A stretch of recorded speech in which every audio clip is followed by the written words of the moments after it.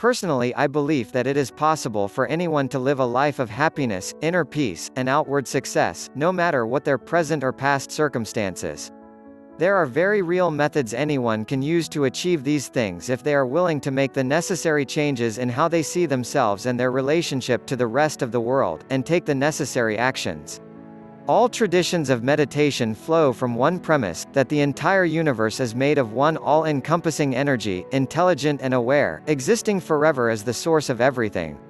Because there is nothing outside of it, say the mystics, because of its completeness, this energy has nothing to get or need, nothing to fear.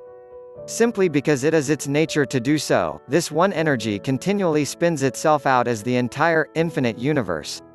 The very nature of this energy, it is said, is contentment, love, peace, happiness, and perfection. The totality of this energy, say the mystics, is who you really are, your seeming separateness, an illusion. Saints and sages have for centuries attempted to describe to humankind a state of awareness where this feeling of oneness with everything in the universe is the predominant experience. For thousands of years, curious seekers have responded to these explanations by asking, if I am this one, infinite energy, the beginningless and endless totality of everything, if I really am love itself, then why do I feel so bad? Why do I have so many problems? Why don't I feel the peace and happiness you say is my true nature? And the mystic invariably would answer, you do not experience your true nature because of your mind. Your mind keeps you from the experience of what truly is. These explanations state that the one energy of reality, at the moment of creation, polarized itself into a seeming duality good and evil, male and female, up and down, here and there and all other pairs of seeming opposites. This duality, however, is more apparent than real. In each pair of opposites, each part is dependent on the other for its existence, like two sides of the same coin. Cold is meaningless without hot, good makes no sense without bad. According to the mystical philosophies of the East, it is the tension between these pairs of opposites, in your mind, that actually causes the universe to manifest.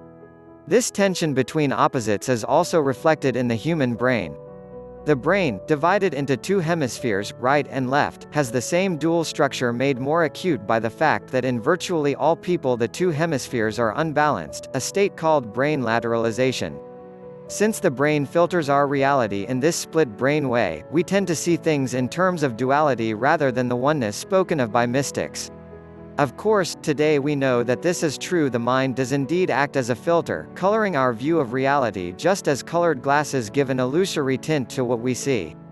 As we grow up, our brain is programmed that some things cause pain and should be avoided, while others bring pleasure and should be sought. Our brain will always filter reality to confirm that its predominant beliefs and associations are the truth. No wonder we don't see the universe of love and harmony described by saints and mystics.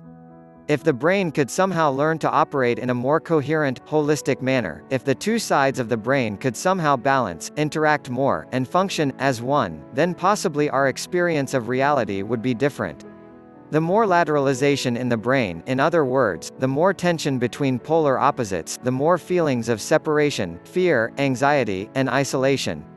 In fact, as we shall see, only a lateralized brain can continue to entertain the types of beliefs that result in dysfunctional and addictive behaviors and the painful feelings that accompany them. But our brain should not be considered like an organ what produces our consciousness, we should consider it instead like the product of our consciousness. The connections between the cells in our brain become created following the necessities of our consciousness. In this way, our brain evolves and produces his self and our implicit consciousness. Therefore, must our mind be seen as a potentiality. Modern brain research indicates that long-term meditation does in fact balance the brain, creating a synchrony between the two hemispheres. They discovered that electrical brain wave patterns of meditators changed, in periods of deep meditation, to a single, coherent pattern, indicating that both sides of the brain, ordinarily out of phase, were working together in a balanced, synchronous manner. This and other research has demonstrated that this balancing, or synchronization, of the hemispheres of the brain happens in all forms of meditation. The degree of hemispheric synchronization can be very precisely determined by measuring the meditator's brain wave patterns with an electroencephalograph (EEG) machine. Any kind of focusing will bring about a degree of brain synchronization, i.e. meditation. The greater the focus, the greater the synchronization and the deeper the meditative state. The mystic, then, sitting to meditate, balances the brain through some form of focusing, whether by repeating a prayer or mantra, keeping the attention on the flow of the breath, staring at a candle flame, or by using one of many other techniques. Whatever the technique, the effect on the brain is substantially the same: brain synchronization, and after much practice, transcendental experience. So just what is this transcendental awareness? Is it becoming some kind of a blob of indifferentiated guru that wants to sit and stare at its navel instead of going to work in the morning, or some kind of robed, smiling person handing out flowers in the airport?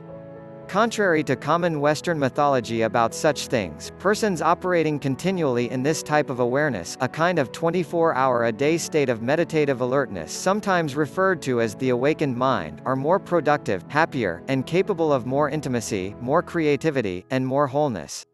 Since the filter through which they view reality does not split everything into categories based on arbitrary early life programming, they see life more objectively, without fear and judgment, without a need to manipulate others, without need for approval, in short, without the limitations of mental programming.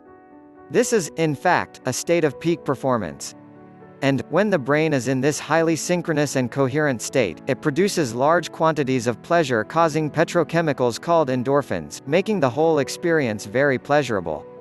In order to accelerate the personal growth process, can you take advantage from the results of modern brain research and use the combined method between meditation and brain wave stimulation with scientifically developed meditation music? What stimulates your brain in a more effective and faster way than traditional meditation?